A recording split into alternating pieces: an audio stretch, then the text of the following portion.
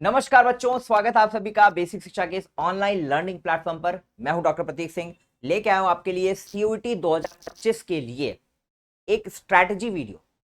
अगर स्ट्रैटेजी की बात करते हैं, स्ट्रैटेजी होती है बेटा ना, वो हमेशा लॉन्ग टाइम होती है। लॉन्ग टाइम का मतलब क्या है बेटा? कि लॉन्ग टाइम का मतलब कि आज मैंने कुछ अपने लिए डिसाइड किया है, तो वो मैं 2 दिन के लिए भी डिसाइड कर सकता हूँ कि 2 दिन बाद मुझे ये करना है, 4 दिन बाद के लिए भी डिसाइड कर सकता हूँ, 10 दिन बाद के लिए भी, 2 साल के लिए भी, 10 साल के लिए भी। तो ये स्ट्रैटेजी वीडियो जो है बेसिकली बेटा, ये एक रास्ता है, ये एक आपको गाइड करेगा कि सीयूईटी 2025 के जब आप एग्जाम में बैठोगे तो उस समय पर किस माइंडसेट से बैठना है, कैसे आपकी तैयारी होनी चाहिए साल भर, ताकि आप उस माइंडसेट को अचीव कर सको और अपने एग्जाम को जो है वो बहुत अच्छा कर सको। तो मैं आपका बायोलॉजी मेंटर आपको बायोलॉजी के लिए गाइड करने यहाँ पे आया हूँ। कोशिश रहेगी बेटा कि आपको इस 5 6 7 8 मिनट की वीडियो में जितनी भी मैंने अपने लाइफ में चीज़ें सीखी हैं वो आपको इस वीडियो में उतारने की कोशिश करूँ। तो वीडियो को एंड तक देखने की कोशिश करना, अगर अच्छा लगे तो लाइक करना, चैनल को सब्सक्राइब करना। देखो बेटा, किसी भी एग्जाम की हम तैयारी कर लें, किसी भी एग्जाम की हम तैयारी कर रहे हो, तो जो बेसिक फंडामेंटल्स हैं वो कभी चेंज नहीं होते। ठीक है, मैंने बहुत सारे एग्जाम्स दिए हैं, बहुत सारे एग्जाम्स में मैं सक्सेसफुल हुआ हूँ, बहुत सारे एग्जाम्स में मैंने फेलियर देखे हैं। नीट का एग्जाम मैंने अपने लाइफ में 3 बार दिया, जिसमें से मैं 2 बार नीट को क्रैक नहीं कर पाया। तो ये जो चुनौतियां थी, कुछ गलतियां मैं कर रहा हूँगा जिसकी वजह से मेरा सिलेक्शन नहीं हो रहा होगा, तो वो क्या गलतियां थी जो आपको नहीं करनी है। और कुछ यूनिवर्सल चीजें जो हमेशा कोई भी कॉम्पिटेटिव एग्जाम की आप तैयारी करो वो आपको लोग बताते हैं, तो वो बातें बेटा एकदम सिंपल हैं, लेकिन उनको फॉलो करना बहुत मुश्किल है। जैसे टाइम से सोना है, टाइम से उठना है, आपको एक टाइम टेबल बना के रखना है। अब टाइम टेबल एकदम ऐसा नहीं होना चाहिए कि आपको फील हो कि आप जेल में हो। ठीक है, प्रैक्टिकल टाइम टेबल जिसको आप फॉलो कर सको, ऐसा टाइम टेबल आपको बनाना है, पहली चीज। दूसरी चीज, टाइम टेबल आपको खुद बनाना है। मैं यहाँ पे आपको टाइम टेबल नहीं बताते दूंगा कि 7 बजे उठ जाना है, 8 बजे नाश्ता कर लेना है, ये मैं आपको नहीं बताने वाला हूँ। मैं आपको ये बोल रहा हूँ कि आप एक ऐसा टाइम टेबल बनाओ जो आपके लिए सूट करता हो। तो पहला कि आपको डिसिप्लिन लाइफ में जीना है, सोने का उठने का टाइम फिक्स करना है। हाँ, हर दिन नहीं पॉसिबल है, लेकिन एक हफ्ते में हम 5 दिन 4 दिन तो उसको फॉलो करने की कोशिश करें, ताकि जब हमारा एग्जाम आएगा तब तक हम उसको हफ्ते में 6 दिन या 7 में 7 दिन जो है वो फॉलो कर पाएंगे। एक दिन का रेस्ट जरूर लीजिए, ब्रेक लीजिए अपने स्टडी सेशन में। 3 घंटे 4 घंटे लगातार पढ़ने की कोई जरूरत नहीं है, कोई पनिशमेंट नहीं दे रहा है। 1 घंटे 1.5 घंटे पढ़िए, मन नहीं कर रहा है उठ जाइए।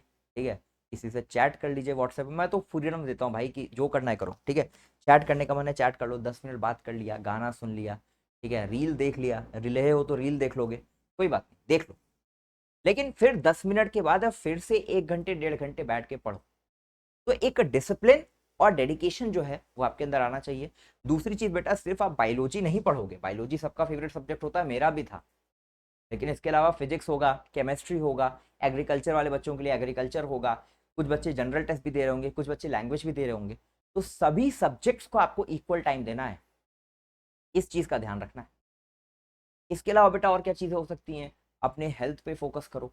ठीक है, डाइट अच्छी रखो, थॉट्स जो है माइंड में एकदम क्लियर रखो, और अपने टाइम का कैलकुलेशन रखो। ये एक चीज जो है वो मैंने लाइफ में हमने बहुत लेट सीखी है कि अपने टाइम का आपको कैलकुलेशन रखना है। अपने टाइम का कैलकुलेशन रखने का क्या मतलब बेटा? कि आप जिसको भी टाइम दे रहे हो ये सोचकर उसको टाइम दो कि क्या मैं इस इंसान को अगर टाइम दे रहा हूं तो क्या आज से 10 साल बाद ये मेरी लाइफ में रहेगा और मेरे लिए कुछ वैल्यू एडिशन करेगा क्या, तब मैं इसको टाइम दूं।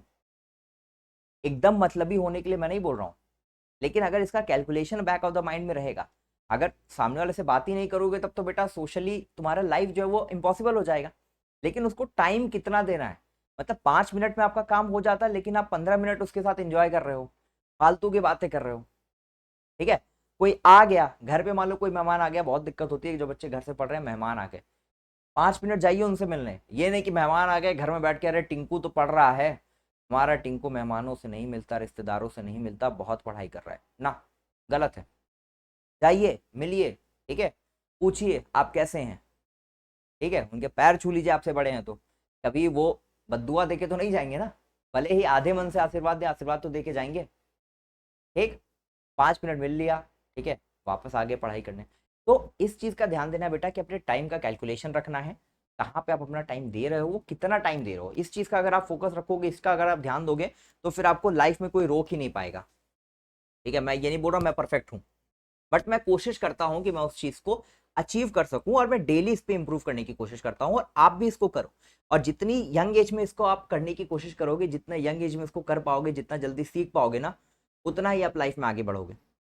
इसके बाद बेटा बायोलॉजी की अगर हम बात कर ले स्पेसिफिकली, देखो जनरल चीजें जो है वो हो गई। ठीक है, अब अगर हम अपने सब्जेक्ट पे आ जाए, बायोलॉजी में 200 में से 200 कैसे लाना है, ठीक है, और आप भी हैं कंफ्यूज, देखो बेटा सिंपल सिंपल चीजें करनी है। ठीक है, सबसे इंपॉर्टेंट इसमें क्या है, सबसे इंपॉर्टेंट आपका इसमें जो आपके लिए आपकी बाइबल है, आपकी कुरान है, आपकी गीता है, आपकी गुरु ग्रंथ साहिब है, क्या है, एनसीईआरटी। बायोलॉजी की एनसीईआरटी बेटा, इसकी लाइन बाय लाइन आपको पता होना चाहिए। ठीक है, अब लाइन बाय लाइन रटने की आवश्यकता नहीं है, वो जब आप मेरे साथ क्लासेस में पढ़ोगे तो लाइन बाय लाइन ऑटोमेटिकली आपके दिमाग में फीड हो जाएगा। पेड बैच लेने की जरूरत नहीं है, अगर चाहो तो सिर्फ यूट्यूब पे ही इतनी क्लासेस में करा दूंगा ना कि आपका वो 2 बार 3 बार रिवाइज हो जाएगा, लेकिन उसके लिए आपको अपना टाइम देना पड़ेगा। ठीक है, यहाँ पे सिर्फ मैं बोलूंगा और आपको सुनना है। ठीक है, मुझे आपको टाइम देना पड़ेगा। ठीक है, तो एनसीईआरटी बेटा पहली चीज आपको लाइन बाय लाइन करनी है। इसके बाद जब आप एक बार एनसीईआरटी कर लोगे तो एनसीईआरटी बेस्ड क्वेश्चंस लगाने हैं, सिर्फ एनसीईआरटी बेस्ड क्वेश्चंस। अब एनसीईआरटी बेस्ड क्वेश्चंस कहाँ पे मिलेंगे, तो यही बेटा बेसिक शिक्षा के टेलीग्राम चैनल पर ही मिलेंगे, जिनको मैं अपलोड करूंगा। ठीक है, इस साल जिनको मैं अपलोड करूंगा, और ये क्वेश्चंस कहीं से उठाए हुए नहीं है, क्वेश्चंस मेरे बनाए हुए हैं, जिस पे पूरी टीम मेहनत कर रही है। ठीक है, तो हम इन क्वेश्चंस को बेटा अपलोड करेंगे, जो एनसीईआरटी बेस्ड क्वेश्चन होंगे एनसीईआरटी की लाइन बाय लाइन से, ताकि आपका रिवीजन प्रॉपर। इसके बाद फिर आपको क्या करना है बेटा, इसके बाद फिर आपको सीयूईटी का पीवाईक्यू लगाना है। ठीक है, सीयूईटी का पीवाईक्यू कहाँ मिलेगा, तो बेसिक शिक्षा के ऐप पे, बेसिक शिक्षा के ऐप पे फ्री में अपलोडेड है। ठीक है, और फ्री में अपलोडेड बेटा, वो भी चैप्टर वाइज अपलोडेड है। तो सारी मेहनत तो हमने कर ही दी है, आपको क्या करना है, पढ़ना है। इतना भी मेहनत बेटा करना पड़ेगा तो करो, इतना भी नहीं करना पड़ा और सब कुछ मिल गया फ्री में, तब तो जो चीज मिली है ना उसको लेके भी खुश नहीं रहोगे। ठीक, तो सिंपल है बेटा, एनसीईआरटी आपको करनी है लाइन बाय लाइन, देन आपको एनसीईआरटी बेस्ड क्वेश्चन लगाने हैं, जो मैं बेसिक शिक्षा के टेलीग्राम चैनल पे अपलोड करूंगा, जैसे मैं चैप्टर्स को पढ़ाऊंगा।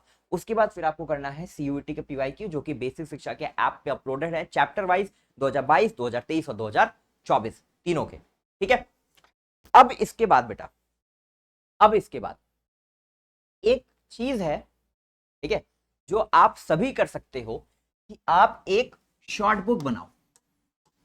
ठीक है, शॉर्ट हैंडबुक। ठीक है, हैंडबुक, हैंडबुक। अब ये हैंडबुक किसी कोचिंग का मॉड्यूल नहीं होना चाहिए, बेसिक शिक्षा का भी नहीं होना चाहिए, ये आपका खुद का होना चाहिए। ठीक है, ये सेल्फ मेड होना चाहिए। ठीक है, खुद का आपका बनाया होना चाहिए, खुद की आपकी हैंडराइटिंग में होना चाहिए, कहीं से फोटोकॉपी नहीं होना चाहिए। और ये बनाने का बेटा इसलिए मतलब है क्योंकि साइकोलॉजिकली, या साइकोलॉजिकली नहीं, अगर मैं कहूं कि मेमोरी काम कैसे करती है, तो बेटा 4-5 तरह की मेमोरी होती है जो हमने पढ़ी है एज एन एमबीबीएस स्टूडेंट। ठीक है, एक होती है बेटा आपकी विजुअल मेमोरी, जो आप देखते हो आपको याद होता है, तो जब आप लिखोगे तो उसको देख रहे होगे। दूसरी आपकी होती है वर्बल मेमोरी, जो आप सुन रहे हो वो आपको याद होता है। एक आपकी स्पीकिंग वाली मेमोरी होती है, जो आप बोल रहे हो वो भी आपको याद होता है। फिर आपकी क्यूमुलेटिव मेमोरी होती है, और एक होती है बेटा आपकी मेमोरी, जो आप जब सो रहे होते हो और दिन भर की जो घटनाएं हुई हैं वो भी ब्रेन में चलती हैं। ठीक है, 2 तरह का स्लीप होता है, एक आपका रैपिड आई मोशन होता है, एक नॉन रैपिड आई मोशन होता है। ठीक है, जिसको आरईएम और नॉन आरईएम स्लीप बोलते हैं। तो जब रैपिड आई मोशन स्लीप में होते हो, उस समय बेटा दिन भर की जो घटनाएं हुई ना वो दिमाग में चलती हैं। तो पांचवी जो मेमोरी होती है जो हम पढ़ते हैं, वो नॉन रैपिड आई मोशन के टाइम पे अपने दिमाग में हम चीज़ों को रिवाइज करते हैं। तो दिन भर में बेटा अगर अच्छा खासा पढ़ा है और रात में पढ़ के अगर तुरंत सो जाओ तो सबसे अच्छा होता है। पता है एग्जाम टाइम में क्या होता है, रात में बहुत देर तक पढ़ते हो और सो जाते हो, और सुबह वो चीजें जब पेपर लिखने जाते हो तो याद आने लगती हैं थोड़े टाइम बाद। इनिशियली थोड़ा सा याद करने में दिक्कत होता है, लेकिन कुछ टाइम बाद वो चीजें याद आने लगती हैं, क्योंकि आपने उसको पढ़ा, सो गए, फिर आपने उसको अपने दिमाग में ऑटोमेटिकली रिवाइज किया, उसको आप फील नहीं कर सकते, महसूस नहीं कर सकते, बट वो होता है, इसको आपको मानना पड़ेगा। साइंटिफिकली इसको प्रूफ किया गया है, ठीक है, हमने भी इसके बारे में पढ़ा है, ठीक है। बहुत कभी कभी ऐसा होता है कि एक बार ऐसा आता है नींद में कि हाँ वो चीजें पढ़ रहे थे, ठीक है, लेकिन ये सच है।